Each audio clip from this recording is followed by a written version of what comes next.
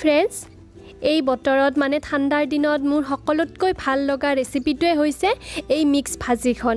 সেইবাবে মই ভাবিলোঁ এই ৰেচিপিটো আপোনালোকৰ ওচৰতো শ্বেয়াৰ কৰোঁ। তেন্তে আহকচোন চাওঁ এই মিক্স ভাজিখনৰ বাবে মানে গাজৰ, বিন, মটৰ, আলু গোটেইখিনি মিক্স কৰি যি ভাজিখন বনাম তাৰ বাবে আকৌ আমাক কি বস্তুৰ প্ৰয়োজন হ'ব প্ৰথমতে চাই লওঁ। ইয়াৰ বাবে মই প্ৰথমতে গাজৰ, বিন আৰু আলু প্ৰতিটো বস্তুৱে এবাটিকৈ লৈছোঁ। আলুখিনি দীঘলে দীঘলে মিডিয়াম আকাৰত কাটি ল'ব, বিনখিনিও তেনেকুৱা ধৰণে দীঘলে দীঘলে মিডিয়াম আকাৰতে কাটি ল'ব আৰু গাজৰখিনিও দীঘলে দীঘলে মিডিয়াম আকাৰতে কাটি ল'ব।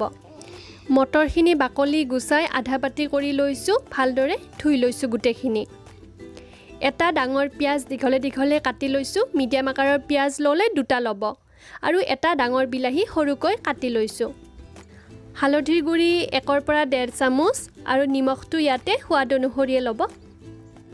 সৰিয়হৰ তেল আধা কাপ লৈছোঁ, গোটা জিৰা সৰু চামুচেৰে আধা চামুচ, কেঁচা জলকীয়া 2 পৰা 3টা লৈছোঁ। জলকীয়াটো আপুনি কমকৈও ল'ব পাৰে বা বেছিকৈও ল'ব পাৰে।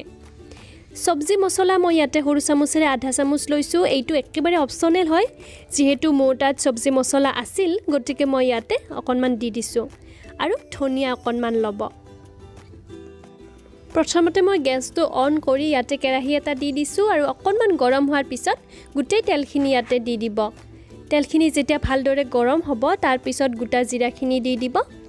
গেছৰ ফ্লেমটো মিডিয়াম ৰাখিব। কেইছেকেণ্ডমান পিছতে কেঁচা জলকীয়া আৰু পিঁয়াজখিনিও ইয়াতে দি দিব।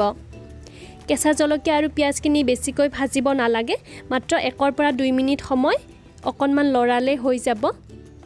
এতিয়া মই ইয়াতে বিলাহীখিনি দি দিছোঁ। বিলাহীখিনি দিয়াৰ পিছতে অকণমান নিমখ ছটিয়াই দিব যাতে বিলাহীখিনি সোনকালে কোমল হৈ পৰে।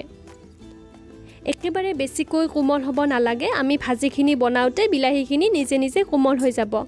গতিকে 2 মিনিট পিছতে বিন, আলু আৰু গাজৰখিনি ইয়াতে দি দিব পাৰে। মই নিমখ আৰু হালধিখিনি দি দিছোঁ। যিহেতু মই আলুটো ডাঙৰকৈ অকণমান কাটি লৈছিলোঁ গতিকে মই আগতে দি দিছোঁ।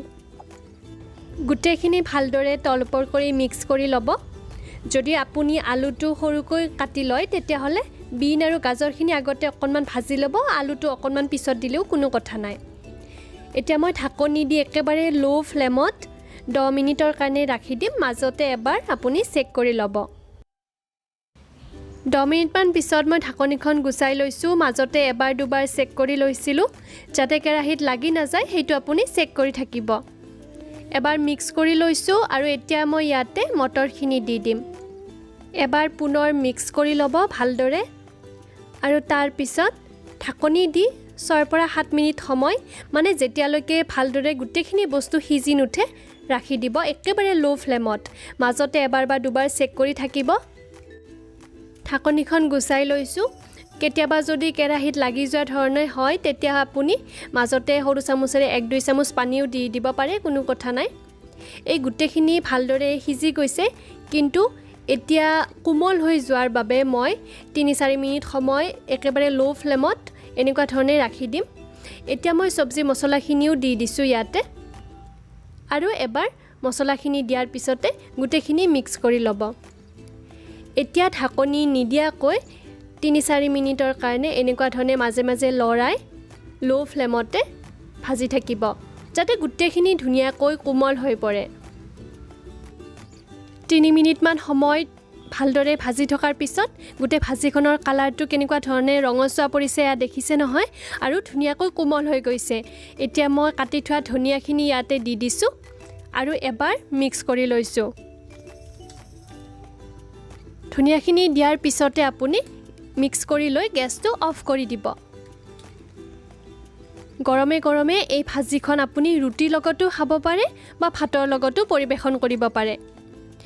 বহুতে টেষ্টি হয় এই ভাজিখন। এবাৰ আপুনি ট্ৰাই কৰি চাবচোন। মই কোৱাৰ ধৰণে বনাব আৰু কেনেকুৱা পায় মোক জনাবলৈ নাপাহৰিব।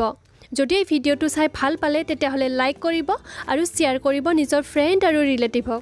আজিলৈকে আহিছোঁ, ধন্যবাদ।